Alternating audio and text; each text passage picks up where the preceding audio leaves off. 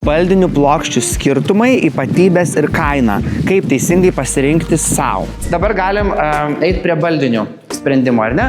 Taip, iš jūsų vizualizacijų tai turbūt būtų va šitie labiau. Čia turbūt būtų va šitie, ne labiau?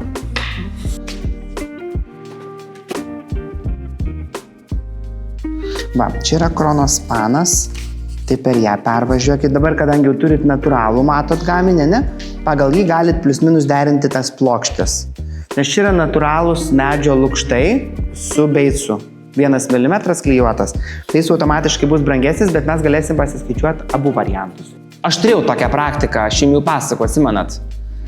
Tai vat, jeigu kaina labai super mega baisiai nesiskiria, aš visada būsiu už lukštą, dėl to, kad jisai tiesiog pati daikto kokybė visai kitokia. Ir čia dar turiu taip pat Kronospano, atnešu.